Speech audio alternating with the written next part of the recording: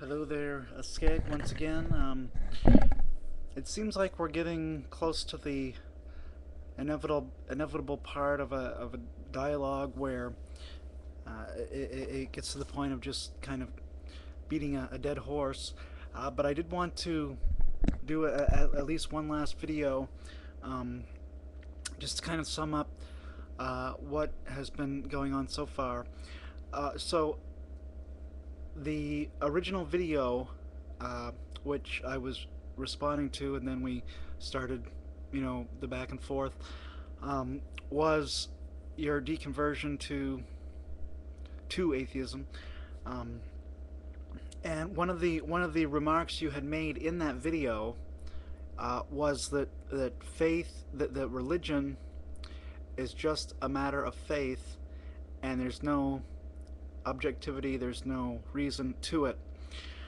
So when I responded to that video, I said that no, there is reason in religion, and to give a specific example of that, I mentioned first the Kalam cosmological argument, and then the quest for the historical Jesus. Um, so as the discussion continued, the stuff about uh, Jesus kind of fell by the wayside, and we focused primarily on the Kalam cosmological argument. Um, well, as time went on, um, it seemed to me that you really uh, and the Kalam cosmological argument, just to restate it, that which begins to exist has a cause. The universe began to exist, therefore the universe has a cause, and this cause we call God. So uh, this is an argument.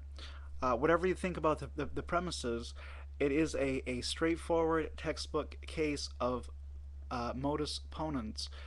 So you have to agree uh, that the argument is at the very least logically valid. All right, now the premises. In my last video, I said that you agreed with the two premises, and then in your response you said that that's not the case. Well, again, uh, in the with the with respect to the first premise, you said that the creation of a car is a uh, object is a slow process from non-existence to a fully formed car, which that would be a specific example of the first premise. Therefore, it seems to me that despite what you've said since then, that you do agree with the premise that which begins to exist has a cause, because the car began to exist, the car has a cause, and then Stephen Hawking said, in his talk that we've been talking about in previous videos, that the universe began to exist, and he is a professional cosmologist, and that is the standard view of most cosmologists.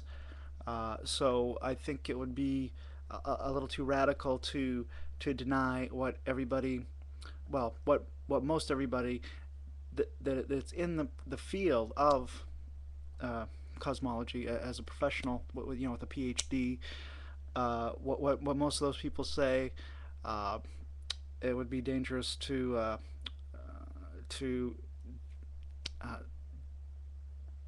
as a layman to deny that. So I think that the two premises are quite good, even from your own point of view. And again, you said that that's not the case, but from what I can see by some of your other comments, it does seem that you do agree with that.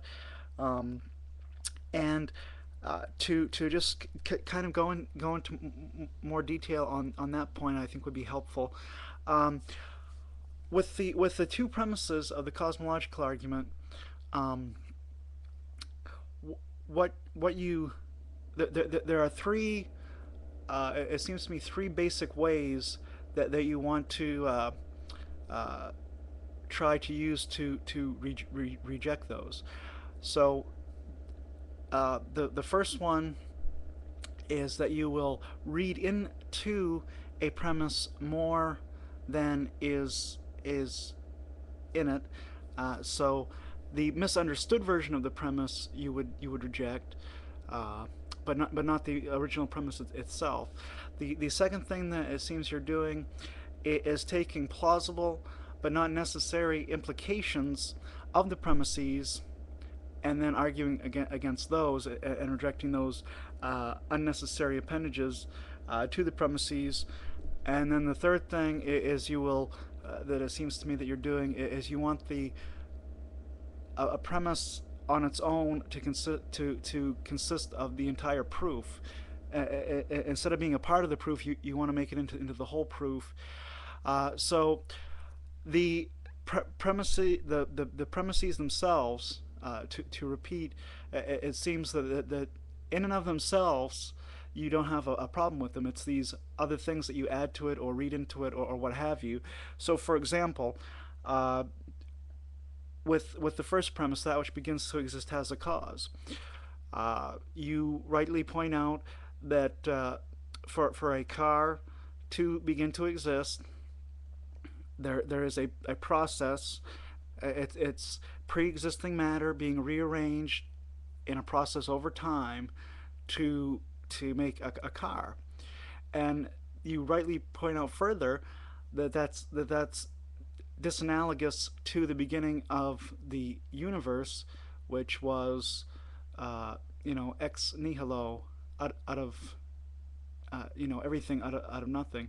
So, but that's the premise. Premise one does not specify how something begins to exist. It does not say that it has to always be by a slow process from pre-existing matter, or that it has to be, no pre-existing matter, and then boom, there everything is.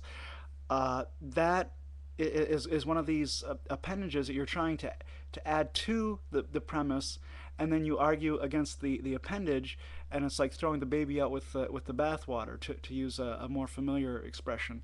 So, but the things begin to exist all the time.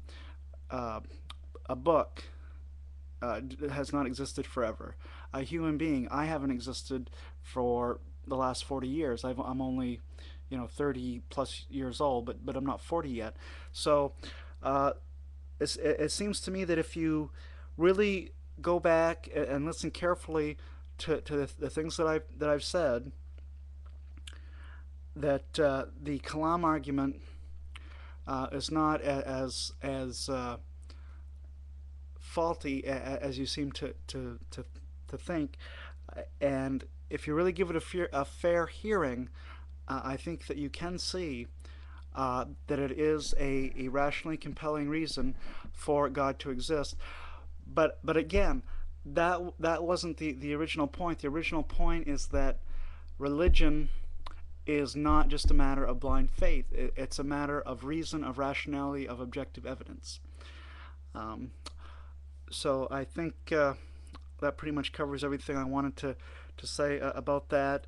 And excuse me. Uh, thank you.